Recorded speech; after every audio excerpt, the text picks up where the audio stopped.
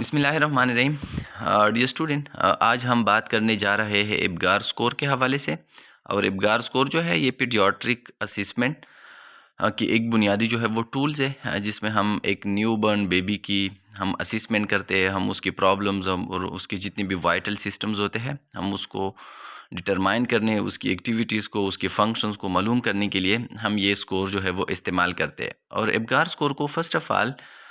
इसको जो है वो डिस्कवर किया था एक अमेरिकन एनेस्थीसियोलॉजिस्ट वन विर्जाइना एब्गार ने इन 1952 में। और ये स्कोर जो है ये एक बच्ची की न्यूबॉर्न बेबी, जैसे ही एक बच्चा पैदा होता है उसके जल्द ही हम उसके ऊपर एब्गार स्कोर जो है वो अप्लाई करते हैं। और एब्गार स्कोर की बनिस्बत हमें बच्ची की हेल्थ कंडीशन के बारे में जो है वो हमें इंफॉर्मेशंस मिलती है, हम उसकी असिसमेंट करते हैं। और अगर किसी एक सिस्टम्स में, किसी एक वाइटल्स आर्गन में अगर कोई डिफिशियंसी है या वहाँ पे अगर कोई रिसुसिटेशन की ज़रूरत है तो हम इस सुन एज पॉसिबल हम इस बच्चे को रिसुसिटेट करते हैं। एब्गार स्कोर जो है ये तकरीबन 1 से लेके 5 मिनट के बाद जो है, या तकरीबन एक बच्चे जब पैदा हो जाए तो विद इन 1 to 5 मिनट हम उसकी एब्गार स्कोर जो है वो मेज़र कर लेते हैं। और इसके बाद तकरीबन एवरी 5 मिनट हम उसकी एब्गार स्कोर जो है वो हम कैलकुलेट करते हैं। और ये तकरीबन 20 मिनट तक हम कंटिन्यू रखते हैं, यानी तकरीबन 4 टाइम जो है वो हम उसकी एब्गार स्कोर जो है वो कैलकुलेट करते हैं। और अगर एब्गार स्कोर जो है अपनी नॉर्मल रेंज से वो कोई डिविएट कर गया हो तो उसके बेस पे हमें पता चलता है कि इस बच्चे के लिए रिसुसिटेशन की नीड्स है कि नहीं है। अब एब्गार स्कोर जो है वो क्या है, और एब्गार स्कोर में हम कौन से आर्गन और कौन से सिस्टम्स के हवाले से बात कर लेते हैं। बेसिकली एब्गार स्कोर जो है this is the combination of 5 words. A means appearance, appearance means colour, P means pulses heart rate, G means grimace, A means activity, R means respirations. तो ये तकरीबन कम्बिनेशन ऑफ 5 वर्ड्स है। और इसमें से तकरीबन 5 जो है वो सिस्टम्स इसके अंदर जो है वो इंक्लूड्स है, जिसकी एक्टिविटीज़ को हम during the time of Apgar score measuring हम मेजर कर लेते हैं। The Apgar score comprise 5 component, यानी ये तकरीबन जो है इसके 5 कंपोनेंट है। ए मीन्स अपीयरेंस या कलर, इसके अलावा पी जो है इसको हम कहते हैं पल्स रेट या हार्ट रेट। इसके अलावा जो है रिफ्लक्सिस हम एक बच्चे की जो न्यूरोलॉजिकल उसकी एक्टिविटीज़ है उसके थ्रू हम उसको जो है वो देख सकते हैं। इसके अलावा मसल ट्यून्स, उसकी जो पावर्स होती है मसल्स। इसके अलावा respiration, each of which is given a score of 1, 2 और 3। यानी एब्गार स्कोर जो है इसमें ज़ीरो, यानी ये जितने भी कंपोनेंट की हमने बात की 5 कंपोनेंट में, इसमें colour, heart rate, reflexes, muscle tone, respiration, तो इसमें से हर एक सिस्टम्स को, हर एक कंपोनेंट को हम 0 मार्क्स भी दे सकते हैं, हम उसको 1 मार्क्स भी दे सकते हैं और 2 मार्क्स भी दे सकते हैं, डिपेंड अपॉन देयर एक्टिविटीज़। अब यहाँ पे जो चार्ट में दिया गया एब्गार स्कोरिंग, तो इसमें इंडिकेटर्स यानी हार्ट रेट। तो सबसे पहले बच्चे की हार्ट रेट का हमें पता होनी चाहिए कि इन्फेंट की जो हार्ट रेट होती है वो तकरीबन 120 से लेके 160 बीट्स पर मिनट्स होती है, जो कि एक एडल्ट की बनिस्बत एक नॉर्मल 35-40 ईयर्स की एक एडल्ट की बनिस्बत ज़्यादा होती है। तो अब देखिए हार्ट रेट का हमें जो है वो पता है कि 120 to 160 बीट पर मिनट ये एक नॉर्मल हार्ट रेट है। अब देखिए अगर हार्ट रेट एब्सेंट है यानी पल्स नहीं है तो इस बच्चे को हम 0 मार्क्स देते हैं। इस तरह अगर हार्ट रेट लेस देन 100 है तो इसको, इस तरह के बच्चे को हम देते हैं 1 स्कोर। और अगर हार्ट रेट मोर देन 100 है यानी 120 से लेके 160 के दरमियान जो नॉर्मल रेंज है, अगर इसके दरमियान में है तो इस बच्चे को हम देते हैं 2 मार्क्स। तो इस तरह रिस्पायरेशन रेट या रिस्पायरेटरी रेट, तो तकरीबन नॉर्मल जो रिस्पायरेटरी रेट है वो 35 to 50 जो है वो साइकिल्स पर मिनट्स है। अब देखिए अगर ये एब्सेंट है यानी रिस्पायरेटरी रेट एब्सेंट है तो इस तरह के बच्चे को हम 0 स्कोर देते हैं। इस तरह अगर स्लो, इरेगुलर, वीक क्राइस, अगर वो बच्चा जो है वो क्राई करता है स्लो, बिल्कुल इरेगुलर टाइप की, तो इस तरह के बच्चे को जो है वो हम 1 स्कोर देते हैं। और अगर गुड विगोरियस क्राई, अगर वो बहुत ऊंची आवाज़ से, बहुत क्लियर आवाज़ से वो क्राई करते हैं तो इस तरह के बच्चे को हम 2 स्कोर देते हैं। तो ये हमने देखना है एक बच्चे को फिजिकली जब हम असिस्ट करते हैं तो ये सारे कंपोनेंट हमने वहाँ पे नोट करने हैं।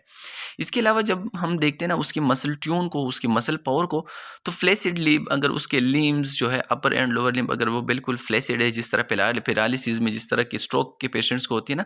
तो इस तरह के बच्चों को हम देते हैं ना ज़ीरो स्कोर, यानी अगर उसकी अपर एंड लोअर लिम्स में कोई टून नहीं है, वहाँ पे कोई जो है वो प्रेशर अप्लाई नहीं कर सकता, उसको उठा नहीं सकता, उसको मूवमेंट नहीं दे सकता, तो उस तरह के बच्चों को हम ज़ीरो स्कोर देते हैं। सम फ्लेक्शन ऑफ एक्सट्रीमिटीज़, अगर वो अपनी एक्सट्रीमिटीज़ को फ्लेक्शन दे सकते हैं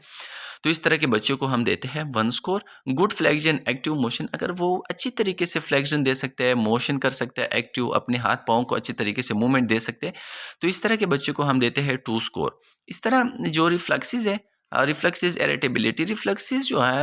इन्वायरमेंट को रिस्पांस देना, इन्वायरमेंट की स्टिमुलस को रिस्पांस देना, इसको हम कहते हैं रिफ्लेक्सेस। अगर नॉर्मल जो है उसकी रिफ्लेक्सेस है, या अगर उसकी जो रिफ्लेक्सेस है अगर वो एब्सेंट है, वो रिफ्लेक्सेस शो नहीं करता, आप जो है उसको टच करते हो, वो बिल्कुल अपनी एक्सट्रीमिटीज़ को या अपनी बॉडी पार्ट्स को मूवमेंट नहीं दे सकते, तो उस तरह के बच्चे को हम 0 मार्क देते हैं। वी क्राई एंड ग्राइमेस, अगर आप उसको थोड़ा सा टच करते हो, पिंच करते हो, और वो थोड़ा सा जो है अपनी फेस के अंदर कोई जो है वो चेंजेस क्रिएट करे, तो इस तरह के बच्चों को हम 1 मार्क जो है वो 1 मार्क्स देते हैं। अगर विगोरियस क्राई, कर्व, स्नीज, अगर इसी तरह की अगर हम उसको जो है वो पिंच करते हैं, हम उसको एक्टिवेट कर लेते हैं, हम उसको स्टिमुलस देते हैं, अगर इसके बाद वो क्राई स्टार्ट करे या वो कफ या स्नीजिंग, इस तरह के जो रिफ्लेक्सेस है, कफ रिफ्लक्स या इस तरह के मल्टीपल जो गैग रिफ्लक्स है, अगर इस तरह के रिफ्लक्स एक बच्चा शो करता है, तो इट मीन्स कि ये चाइल्ड जो है, ये बेबी जो है वो हेल्थी है, और हमने उसको 2 मार्क्स जो है वो देने हैं। इसके अलावा स्किन कलर, अगर ब्लू कलर है, हाइपोक्सीमिया शो करते हैं, और इस कंडीशन में हम बच्चे को 0 मार्क्स देते हैं। अगर एक्रोसाइनोसिस है, मतलब ये है कि उसका जो है वो ट्रंक यानी जो सेंट्रल बॉडी है वो बिल्कुल पिंक है, लेकिन उसकी जो एक्सट्रीमिटीज़ है, लोअर एंड अपर लिम्स है, अगर वो बिल्कुल हम पेल कलर के है, ब्लू कलर के, तो इस तरह के बच्चे को हम देते हैं 1 मार्क्स। इस तरह अगर सारी बॉडी जो है उसकी पिंक है, और पिंक जो है वो अच्छी तरीके से ऑक्सीजनेशन शो कर लेते, तो इट मीन्स कि द चाइल्ड हैज़ 2 स्कोर। तो अब देखिए ये 5 कंपोनेंट की स्कोर हमने इस रेफरेंस वैल्यू के साथ हमने करने हैं कि अगर एक बच्चे की स्किन इस कंडीशन में, तो हमने 0 मार्क्स देने। अगर इसकी स्किन जो है वो एक्रोसाइनोसिस है, सेंट्रल ब्लू है, और इसकी बॉडी जो है वो सेंट्रल जो है वो पिंक है, इसके पार्ट जो है वो ब्लू है, तो हमने उसको 1 मार्क्स देना है। अगर कंप्लीट बॉडी जो है उसकी पिंक है, तो हमने उसको 2 मार्क्स देने। तो एट द एंड हमने ये सारे स्कोर जो है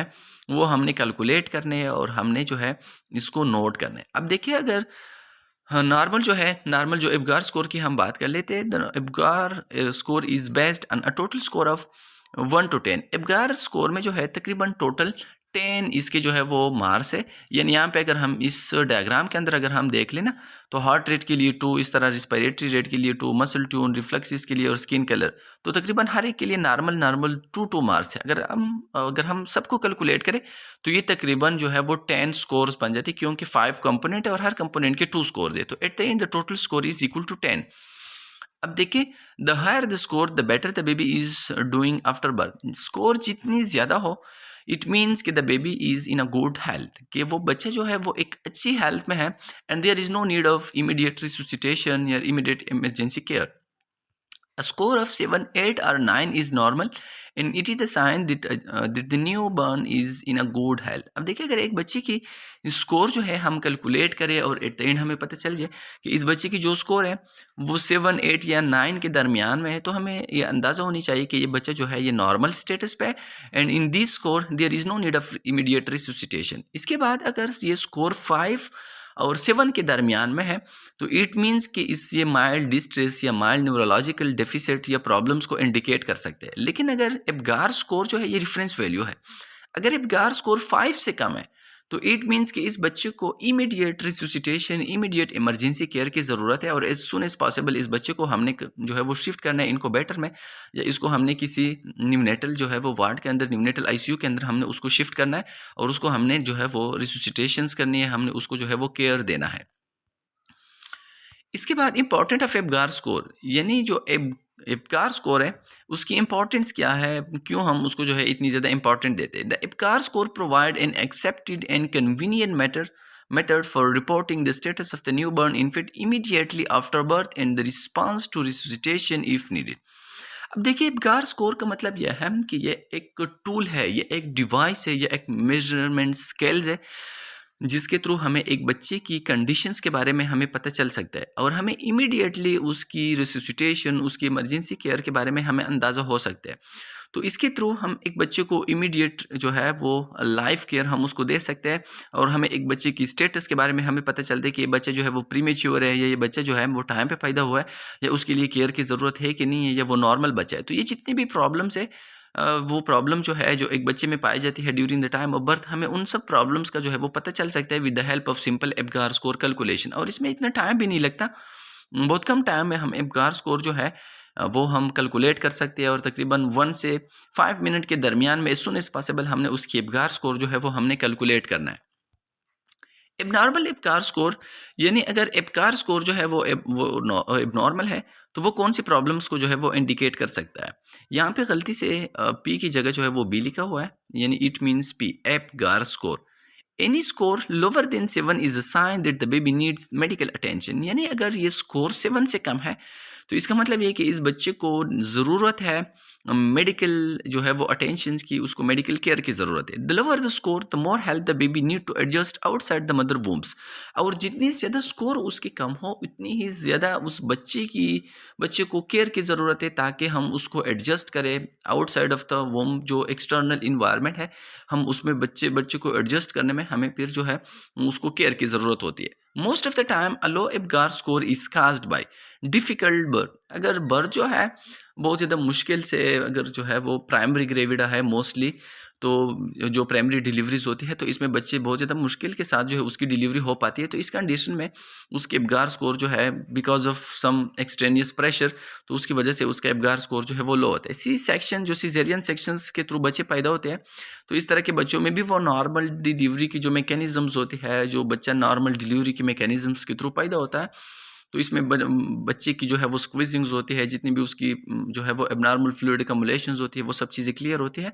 और इसके अलावा एक प्रेशर जो है वो बच्चे के ऊपर अप्लाई की जाती है, बच्चा क्राई कर लेती है, और एट द एंड जो है उसकी ब्रेन तक, उसके बॉडी पार्ट्स तक जो है वो अच्छी तरीके से ब्लड की सर्कुलेशन जो है वो मेंटेन रहती है। और इट मीन्स कि बच्चा जो है वो एक नॉर्मल फिजियोलॉजिकल प्रोसेस के थ्रू गुजर जाता है। लेकिन अगर सी सेक्शन के थ्रू पैदा हो जाए, तो इट मीन्स कि हम ये सारी प्रोसेस जो है इसमें डिस्टर्ब हो जाती है। Fluid in the baby airway, अगर बेबी की एयरवे में जो है वो कोई फ्लूइड है, कोई प्रॉब्लम्स है, तो उसकी वजह से भी जो है वो एब्गार स्कोर जो है वो कम हो सकती है। जिस तरह रिस्पायरेटरी डिस्ट्रेस है, रिस्पायरेटरी जो है सिस्टम्स के अंदर अगर कोई प्रॉब्लम्स है जिसकी वजह से बच्चे को डिस्पनिया होती है, और इसमें भी एब्गार स्कोर जो है वो लो कैलकुलेट होती है। अभी भी विद लो एब्गार स्कोर में नीड, अगर अब देखिए अगर एक बच्चा जो है वो लो एब्गार स्कोर के साथ है, हमने सून आफ्टर बर्थ जो है उसकी एब्गार स्कोर कैलकुलेट कर दिया, और हमें अंदाज़ा हो गया कि उस बच्चे की एब्गार स्कोर जो है वो कम है, तो हमने क्या करना है at that time, oxygen and clearing out the airway to help with breathing. हमने एज सुन एज पॉसिबल उसको हमने ऑक्सीजन लगाना है, और अगर कोई रिस्पायरेटरी एयर वे के अंदर या रिस्पायरेटरी ट्रेकिया या रिस्पायरेटरी सिस्टम के अंदर अगर कोई जो है वो फ्लूइड है, तो हमने सक्शन करना है और उसकी एयर वे को हमने क्लियर करना है। Physical stimulation to get the heart beats at a healthy rate, इस तरह हमने उसको फिजिकल स्टिमुलेशन भी देना है, हमने उसको फिजिकल टैप देना है, हमने उसको उल्टा करना है, हमने उसको जो है वो टैपिंग मूवमेंट देनी है, ताकि उसकी हार्ट की एक्टिविटीज़ जो है वो स्टार्ट हो जाए, और उसके बॉडी के जो वाइटल आर्गन है उस तक जो है वो ऑक्सीजन ट्रांसफ़र हो जाए। इसके बाद अगर हम किसी हॉस्पिटल सेटिंग में हैं, हम किसी न्यूनेटल यूनिट्स के अंदर है, हम किसी जो है वो नर्सरी यूनिट के अंदर है, तो एज सुन एज पॉसिबल उस बच्चे को हमने फिर इनक्यूबेटर के अंदर शिफ्ट करना है। अगर ज़रूरत है तो हमने उसके लिए फोटोमेट्री करना है। इसके अलावा उस बच्चे को हमने ऑक्सीजन थेरेपी के ऊपर डालना है, और हमने उसको जो है न्यूनेटल आईसीयू के अंदर शिफ्ट करके या नर्सरी के अंदर हमने उसको शिफ्ट करके हमने उसको अपना प्रॉपर केयर जो है वो प्रोवाइड करना है। So I think the concept will be clear. और ये एब्गार स्कोर जो है ये बहुत ज़्यादा इंपॉर्टेंट है प्रैक्टिकल लाइफ के लिए भी, जो लोग प्रैक्टिकल फील्ड के अंदर काम कर लेते हैं और जो भी स्टूडेंट है, तो सबके लिए बहुत ज़्यादा इंपॉर्टेंट है, क्योंकि मोस्ट ऑफ द टाइम जो है एब्गार स्कोर की कैलकुलेशंस में हमें बहुत ज़्यादा प्रॉब्लम्स का सामना करना पड़ता है। तो ये एब्गार स्कोर और इसके अलावा ये मल्टीपल जो जीसीएस स्कोर हम मेजर कर लेते हैं during the time of assessment, तो ये बहुत ज़्यादा इंपॉर्टेंट है। अगर हम उसके ऊपर अच्छी तरीके से प्रैक्टिस करें, तो हमारी वो रिफ्लेक्सिव स्पीड डेवलप होगी, और जल्दी ही हम एक बच्चे की एब्गार स्कोर जो है वो हम कैलकुलेट कर सकते हैं, और हम एक बच्चे की जो इमीडिएट केयर की नीड्स होती है हम उसके बारे में अंदाज़ा लगा सकते हैं, और हम उस बच्चे को टाइम के ऊपर वो केयर प्रोवाइड करके हम एक बच्चे की ज़िंदगी जो है वो बचा सकते हैं।